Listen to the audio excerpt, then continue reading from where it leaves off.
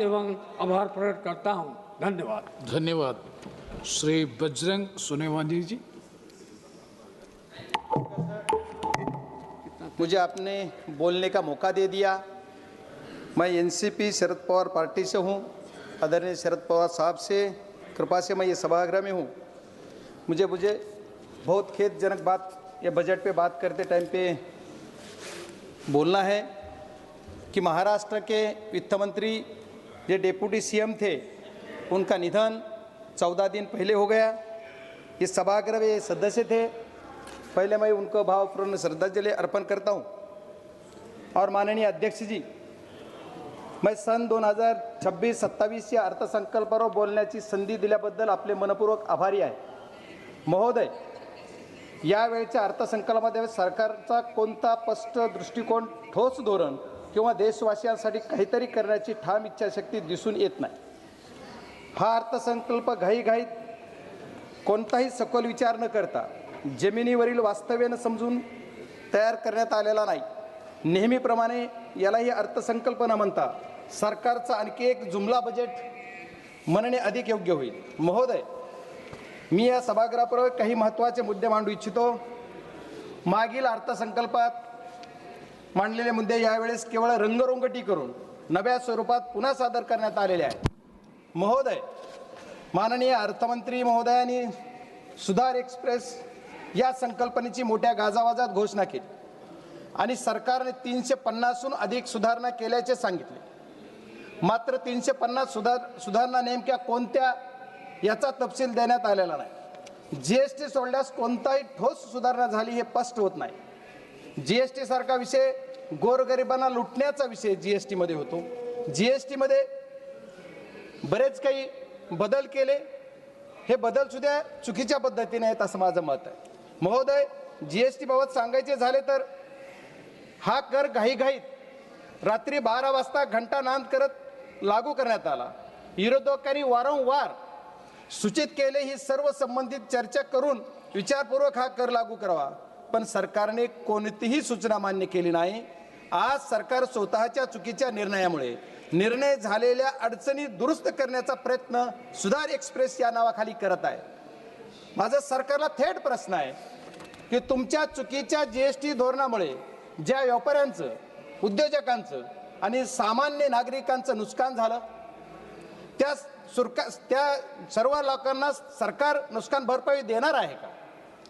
महोदय, एमएसएमई क्षेत्रासाठी दरवर्षी आश्वासने दिली जातात, पण वास्तव असे आहे की काही सरकारच्या काळात लघु मध्यम उद्योग दिवसेंदिवस अडचणीत सापडत आहेत। अनेक छोट्या उद्योग बंद पडण्याच्या मार्गावर आहेत। त्यांना वाचवण्यासाठी सरकारकडे कोणते स्पष्ट धोरण नाही। सरकार याच्यासाठी कुठलेही पावले उचलत नाही, त्याच्यामुळे उद्योजक अडचणीत येत आहेत। आपल्या देशातील उद्योजक सक्षम आहेत, पण सरकारच्या चुकीच्या धोरणामुळे ते आज अडचणीत सापडलेले आहेत। उत्पादन क्षमता असूनही बाजार व्यवस्थेसाठी ठोस धोरण नसल्यामुळे देशाची उत्पादकता कमी होत आहे आणि परिणाम भारत हा फक्त एक मोठा उपभोक्ता देश होत आहे आणि याचा फायदा परदेशी देश घेत आहेत। हीच सरकारची नीती आणि नियत म्हणावी लागेल। माननीय अध्यक्ष महोदय, सरकारने बरेच काही धोरण राबवले। मागच्या काळामध्ये सरकारने या देशामध्ये साखर उद्योगासाठी इथेनॉल प्रोजेक्ट उभारण्यासाठी इंटरेस्ट सबमिशन स्कीम आणली। इंटरेस्ट सबमिशन या नावाखाली करोडो रुपयाचे प्रोजेक्ट उद्योजकांनी उभे केले, साखर कारखानदारांनी उभे केले आणि त्याचा परिणाम काय झाला तर मागच्या 2 वर्षापूर्वी 7 डिसेंबर 2023 ला रातोरात एक 2 वळीचं पत्र काढलं आणि सांगितलं इथेनॉल प्रोडक्शन बंद करा। माननीय अध्यक्ष महोदय, आपके माध्यम से मैं अर्थ मंत्री जी के कहना चाहता हूं कि अध्यक्ष अर्थ मंत्री जी ने ये करने से जो उद्योजक है उनका कितना घाटा हो गया, ये कभी सभागृह को बोलना चाहिए, देशवासियों को बोलना चाहिए। परिणाम क्या हो गया तो ये देश के जो किसान है, किसान का जो माल पैसा मिलने वाला था, किसान का पैसा उनको कम मिल गया क्योंकि ये रातों रात बंद कर दिया। ये बहुत बड़ी बात है। इथेनॉल प्रोजेक्ट 200, 400, 500 करोडचे उभे केले आणि 500 करोडचे इथेनॉल प्रोजेक्ट उभे केले, तर त्याचा इंटरेस्ट सबमिशनची जी स्कीम आहे त्याच्या ती बंद तर झालीच, पण त्यांचं जे इंटरेस्ट सबमिशनचं जे पैसे आहेत जे सरकारनं वाटायची हमी दिली, 2-2, 3-3 वर्ष त्यांचे पैसे मिळत नाहीत, ही सरकारची नियत उद्योजक संपवायची आहे असं माझं मत आहे. त्याच्यामुळे सरकारने त्याच्यावर सुद्धा काहीतरी ठोस पाऊल उचलला पाहिजे. एवढंच नाही तर किसान जे ऊसाचे शेतकरी आहेत, ऊस उत्पादक शेतकऱ्यांसाठी साखरला MSP लागू करायची. दरवर्षी FRP वाढली जाते पण MSP वाढत नाहीये. जर FRP तुम्ही दरवर्षी वाढवता, खूप आनंदाची गोष्ट की शेतकऱ्याला FRP पण पैसा मिळाला पाहिजे, पण साखरेची MSP कोण वाढवणार? सरकारला आपल्या माध्यमातून मी एवढीच विनंती करणार आहे की तुम्ही MSP पण वाढवा. आज या कृषी प्रधान देशामध्ये ऊसाची शेती असो, आलूची शेती असो, गव्हाची शेती असो, बटाटा असो, सगळ्या शेतकऱ्यांना MSP दिली पाहिजे. ही काळाची गरज आहे, पण हे सरकार MSP देत नाही, ही दुर्दैव आहे. आणि सरकारने सांगितलं कृषी प्रधान देशामध्ये की आम्ही शेतकऱ्यांचं उत्पन्न दुप्पट करू, पण शेतकऱ्याचं उत्पन्न दुप्पट न होता निमपटीवर येतंय. याच्यासाठी सरकारनं ठोस निर्णय घेतला पाहिजे अशी माझी सरकारला विनंती. महोदय, या अर्थसंकल्पात व्यापाऱ्यांना पुन्हा कर्ज घेण्याचा सल्ला देण्यात आला. याचा अर्थ सरकारला प्रत्येक व्यापारी कायम कर्जाच्या ओझ्याखाली राहावा असं वाटतंय. महोदय, बनारस पाटणा येथे जलमार्गावरील जहाज दुरुस्ती कारखान्याची घोषणा करण्यात आली, मात्र नद्यामधील पाण्याची पातळी कमी असल्याने हे जलमार्ग प्रकल्प आधीच अपयशी ठरत असताना अशा घोषणा कितपत व्यावहारिक आहेत, यात हाच प्रश्न मला पडतो. महोदय, आरोग्य क्षेत्रावर बोलताना आरोग्य क्षेत्राबाबत मोठमोठ्या घोषणा केल्या जातात, पण आजही देशातील अनेक रुग्णालयामध्ये पुरेसे डॉक्टर नाहीत, नर्सेस नाहीत, कर्मचारी नाहीत आणि आवश्यक उपकरणाची कमतरता आहे. विद्यमान आरोग्य पायाभूत सुविधाकडे सरकारचे लक्ष आहे असं वाटत नाही. कारण माझ्याच मतदारसंघातील बीड जिल्ह्यातील अंबाजोगाई येथे स्वामी रामानंद तीर्थ ग्रामीण रुग्णालय वैद्यकीय महाविद्यालय हे 5 ते 6 जिल्ह्यामध्ये एकमेव आधार आहे. दररोज जिथं 2,500 ते 3,000 रुग्ण OPD साठी येतात, पण तिथे आजही डॉक्टर, स्टाफ, नर्सर, कर्मचारी यांची आवश्यकता असून व उपकरणे तीव्र कमतरता आहे. त्याच्यामुळे सरकारने नवीन घोषणा करण्याऐवजी आधी उपलब्ध असणाऱ्या पायाभूत सुविधा सक्षम कराव्यात अशी मागणी मी या सभागृहाच्या माध्यमातून माननीय अर्थमंत्र्यांच्या माध्यमातून सरकारला विनंती करतो की माझ्याकडं हे जे माझ्या जिल्ह्यामधलं रुग्णालय आहे, या वैद्यकीय महाविद्यालयामध्ये ज्या पूर्वी 50 विद्यार्थ्यांचा स्टाफ होता त्याची मर्यादा वाढवली, 50चे 100 केले, 100चे 150 झाले, पण स्टाफ मात्र जे नर्सेस डॉक्टर्स जे आहेत ते फक्त 50 प्रमाण आहेत. आज 150 संख्या जर झाली असली विद्यार्थ्याची आणि OPD पहिली जिथं 500 होती तिथं आता 5,000 OPD झाली, पण तिथला तुमचा जो स्टाफ आहे ते वाढत नाही. त्याच्यामुळे औषधाची कमतरता आहे. त्या समितीचा अध्यक्ष पण मी जिल्ह्यात आहे, पण त्या समितीचा अध्यक्ष असताना सुद्धा मला तिथं सांगितलं जातं की औषधं नाहीत. याच्यासाठी सुद्धा सरकारनं गांभीर्यानं बघितलं पाहिजे असं मी सरकारला विनंती करतो. या अर्थसंकल्पातील सर्वात हास्यास्पद बाब म्हणजे शहरी आर्थिक क्षेत्र क्रमांक 39 तब्बल 11 वर्षांनंतर सरकारला Tier 2 व Tier 3 शहरी देशाच्या प्रगतीत योगदान देऊ शकतात हे कळले.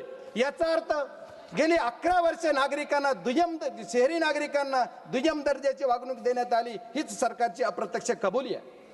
महोदय, माझा जिल्हा तसा विचार केला किंवा मी ज्या जिल्ह्यातून येतो तो जिल्हा ग्रामीण भागात आहे. महोदय, माझ्याकडे माझी जी ओळख आहे कि किसान का बेटा बोल के मेरी पहचान है, इसलिए मैं रिक्वेस्ट करता हूं सर की शेतकऱ्यांना न्याय मिळाला पाहिजे. कृषी प्रधान देशामधल्या माझ्या शेतकऱ्यांना न्याय मिळाला पाहिजे ही माझी मागणी. काजू आणि चंदन अशा सर्व चर्चेला उल्लेख अर्थसंकल्पात करण्यात आला.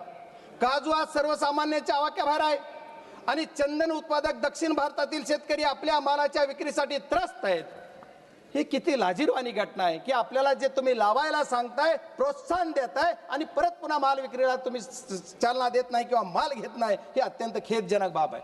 माननीय महोदय, माझा जिल्हा ग्रामीण आहे, माझा मतदारसंघ ग्रामीण भागाचा येतो. ग्रामीण भागाच्या ह्याच्यासाठी आपण जर विचार करायचा झाला तर आमच्याकडे आमचे महाराष्ट्राचे मुख्यमंत्री महोदयांनी 14 ते 19 या काळामध्ये सरकार होतं त्यांचं, त्यावेळेस त्यांनी वॉटर ग्रेड ही योजना मी माझ्या बीड जिल्ह्यासाठी आणेल अशी एक घोषणा केली. पण आज तब्बल 11 वर्ष झालं तरी पण काहीही नाही. माझ्या या जिल्ह्यासाठी वॉटर ग्रेड नाही, पण आहे त्या प्रोजेक्टमधून पाणी द्या, गावोगाव ते पाणी आलं पाहिजे. माझं उजनी धरणातलं पाणी आमच्या मांजरा धरणात आलं पाहिजे, मांजरा धरणाचं पाणी जिल्ह्यात फिरलं पाहिजे. याच्यासाठी लागणारा निधी माननीय अर्थमंत्र्यांनी या बजेटमध्ये माझ्या जिल्ह्याला द्यावा ही माझी विनंती आहे. महाराज अध्यक्ष महोदय, लखपती दीदी योजना केवळ निवडणुकीपुरती केंद्रीय घोषणा ठरली आहे. देशातील महिलांच्या सुरक्षेचा प्रश्न मात्र अजूनही त्यासाठी सरकारचं कोणतंही ठोस पाऊल नाहीये, कुठलं धोरण नाही. महिलांसाठी अन्याय, महिलांसाठी अत्याचार, दर दिवस रेप्स एवढे प्रकार घडतात, सरकार त्यांना कुठं ठोस असा निर्णय घेऊन त्यांना संरक्षण देत नाही. महोदय एवढेच नाही तर सरकारच्या बऱ्याच योजना आहेत. आता अर्थमंत्री गेलेत, मला त्यांना विचारायचं आपल्या माध्यमातून की सरकारची PMGSY म्हणजे ग्रामीण विकास या अर्थसंकल्पात प्रचंड कमतरता आहे. सर 2 मिनिट में कंक्लूड करता हूं प्लीज. PMGSY नावाची योजना जी सरकारची आहे, या PMGSY योजनेचा टप्पा 3 एकाही कामाला मंजुरी नाही आहे. आज 2 वर्ष मी खासदार होऊन झाले, एकाही कामाला मंजुरी नाही. 1 single work no sanction. Sir इसलिए मैं कहता हूं कि सब जल्द से जल्द ये देना चाहिए. सर सरकार की और एक घोषणा है, हर घर घर जल और नल. ये योजना के अंदर 50 करोड़ रुपया पिछले बजट में से खर्चा नहीं हुआ और मेरे जिले के अंदर 1 रुपया ही नहीं दिया. सर क्यों? अगर 50,000 करोड़ तुम्हारा लैप्स होता है और मुझे 1 रुपया ही नहीं मिलता, ये खेदजनक बात है. क्योंकि अपोजिशन वाला MP है बोल के नहीं दिया क्या? ऐसा मेरा सवाल सरकार से, मेरा रिक्वेस्ट है सर. सर 2 मिनट मेरा समय है मेरे पार्टी का, उतना दे दीजिए प्लीज. और सर मेरे जिले के अंदर टेक्नोलॉजी पे आप बोल रहे 21 भारत, अभी क्या क्या करना है? भारत 1 नंबर पे लाना है, कौन से टाइप पे लाना है सर? ये टेक्नोलॉजी के क्षेत्र में मेरे अर्थसंकल्प है, इसमें मेरा जो जिला है, जिले के अंदर sir please 2 minute sir, please 2 minute. मैं जो मेरे 400 गांव खेड़े हैं वहां अभी भी BSNL का टावर नहीं है और दूसरे कौन से के कंपनी का टावर नहीं. मैं सरकार से रिक्वेस्ट करूंगा कि मेरे जिले के अंदर वो देना चाहिए. रेल के बारे में बहुत जिक्र किया सर, रेल बुलेट ट्रेन ले लिया, बुलेट ट्रेन 1,000 करोड़ 1 लाख करोड़ का बजट 2 लाख करोड़ कर दिया. क्यों? और मेरे इधर कुछ क्या किया है? हमारे महाराष्ट्र के अंदर खाली अर्बन के लिए सरकार चलती है, रूरल के लिए क्यों नहीं है? मेरे जिले के अंदर जो मेरा एक सेकंड, मेरे जिले के अंदर एक ही प्रोजेक्ट की मांग थी मेरी, और सरकार से अर्थमंत्री से मेरे रिक्वेस्ट है, मेरा जो धाराशिव से लेके बीड़ से लेकर संभाजीनगर का रेल मार्ग, इसी के लिए कुछ ना कुछ बजट की तरतूद होना चाहिए. और ये गरीब के किसान के बेटे के जो मतदार संघ है उसी के लिए अर्थमंत्री दे देंगे. Sir last second, last sir, या अर्थसंकल्पात देशाच्या, मी लास्ट बोल रहा हूं, शेवटी एवढंच म्हणेन की या अर्थसंकल्पात देशातील जनतेला पूर्णपणे नेणास करणारा आहे. जुन्या घोषणाचे मिश्रण करून घाईघाईत तयार करण्यात आलेला आहे अर्थसंकल्प. आम्हाला या गोष्टीतून काहीच मिळणार नाही. मी माझ्या सर एक लफ्ज खाली एक सरकार के लिए धन्यवाद अध्यक्ष महोदय.